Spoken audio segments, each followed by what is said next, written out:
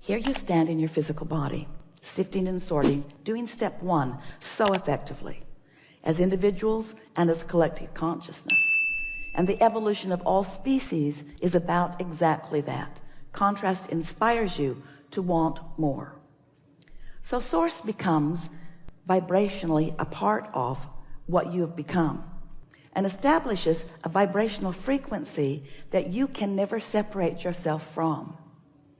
And you can tell that that vibrational frequency exists because you have emotions that tell you that it does. When you feel elation, that's your indicator that you're right now in perfect resonance with that vibrational frequency. When you feel frustration, that's your indication that you are not in perfect resonance with that frequency, but you're not so far off from it. When you feel hopeful, you're closer to that frequency. When you feel love, you're right smack dab in the middle of it. When you feel clarity, when you feel elation, passion, you're right up to speed. When you feel despair, when you feel fear, you're really far away from that vibration. So this is a very important thing to understand. You've launched the rocket and it is part of you. And that source energy part of you from which you came, who always holds you in constant awareness, is holding the vibrational frequency of your greatest becoming, of your furthest most expansion. But if you don't get up to speed and stay up to speed with that expansion, then you feel the gap. And that's what negative emotion is. So once you understand this, now it will be easier for you to understand how simple your work really is. It's so much more simple than you have believed it to be. Bless your hearts. You've been working pretty hard at life. You observe things wanted and things unwanted, and you sift them into piles. Don't want that, sort of want that, do want that. And then you try to figure out how to get the wanted piles all around you and the unwanted piles further from you. But what most humans don't understand is that in this attraction-based universe, there's no exclusion. So every single time you give your attention to something unwanted and you say, go away from me, it comes closer. Esther had the most extraordinary experience with the two little people that she loves most in all of the world at the San Diego Fair the other day in Del Mar. Kate and Luke, like everybody else, sometimes in alignment with who they are and sometimes not. So they walked into the fairgrounds, and Esther said, there's lots here, so if you feel attracted to something, point it out. And Luke said, I'm attracted to that. And it was a spinning wheel, some sort of a gimmick, not really even a game. So Luke spun the wheel and got 4 tacos, which did not please him that much. Then Kate spun the wheel and got a chance to win a ticket to Knott's Berry Farm. She was not thrilled at the chance or at even the possibility of being there. So the nice man said, spin it again, sweetheart. So she did. Knott's Berry Farm again. So the nice man said, spin it again, sweetheart. So she did, and she got Slurpees at 7-Eleven, which she had been talking about for days. There are no 7-Elevens in Texas. And then the day began. Esther stood back and watched the momentum of happiness beginning with Kate and the momentum of pain and agony beginning with Luke. Because not only did he not win, Kate did. Not only did he not get what he wanted, she got to go 3 times until she did. So the day unfolded. They were playing games, and the very first thing that happened was they were at a very difficult basketball place. It seemed almost impossible to actually make it go in the basket. Just kept bouncing back, and Luke is really, really, really good at basketball. really good at it. So he tried and tried and tried. Esther invested close to his college education. And then Kate said, let me try, and it went right in. And she got a great big stuffed animal, Pegasus.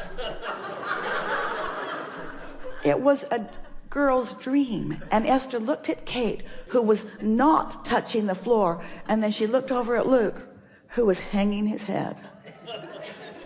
He was very, very, very, very sad. So off they went to the next game. This one was where you throw quarters across the table. And if they land on the right exact spot, then you get something. So Kate got a little thing and another little thing and another little thing, and Luke said, it's like they don't want me to win. And Esther's thinking, it's how it feels, isn't it? When things aren't working out for you, it feels like someone's doing it to you.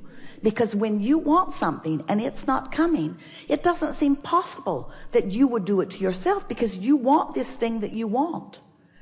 So Esther is thinking, I would so like to explain the way all of this works again, right in the middle of all of this. But of course, when you're not feeling good, that's not the time that you're going to hear. And Esther could see Kate spiraling upward and Luke spiraling downward. And somehow they seemed hooked together in some freakish way.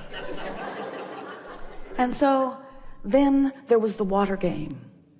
You shoot the water into the little holes, and they all lined up. There were 5 of them. They all lined up. Kate was on station number 2. Squirt, squirt, squirt, squirt, squirt, squirt. Number 2 is the winner. Let's do it again. Squirt, squirt, squirt, squirt, squirt, squirt, squirt. Number 2 is the winner. Let's do it again. Squirt, squirt, squirt, squirt, squirt, squirt, squirt. Number 2 is the winner. Mine's broken. It didn't seem possible that Kate could continue to win, but she did all day long. She had so many stuffed animals, Esther had to make a trip back to the car because they could not lug them all around. So then the reason they'd gone to the concert is because Train was there. Train was going to presentation later that night, and so they arrive after a long, fun and not fun, really funnest day ever and worst day ever. And they arrive at the concert, and they're sitting in their seats, and a nice man comes up to Kate and says, would you like to go on stage with Train tonight?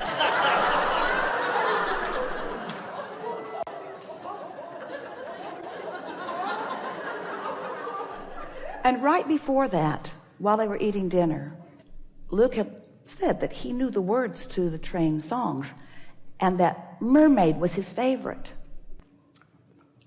What song will you be dancing with Train tonight, Kate? Mermaid. So then the concert happened. It was amazing. The stadium was full. Kate was on stage. She got to see this amazing audience. She got to stand next to these beautiful performers. She was floating above the ground. And now she's back in her seat. The concert has come to an end. The audience is demanding an encore. Train comes back onto the stage.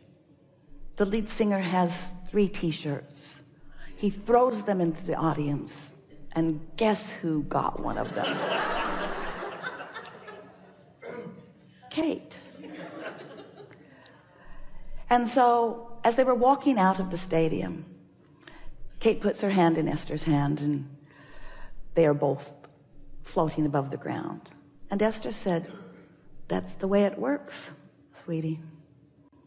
You just feel genuine happiness like you have all day, and everything flows to you. There was no point in having the discussion with Luke, because his reality and his observation of it, he had a momentum going. Has that ever happened to you?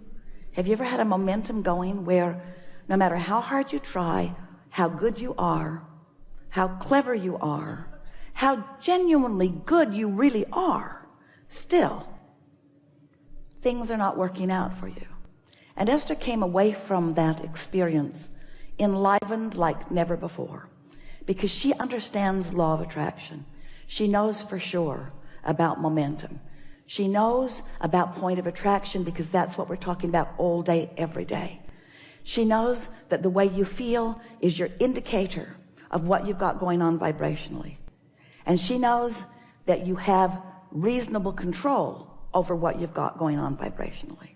But she also knows that once momentum gets going, that law of attraction is going to continue to feed that momentum.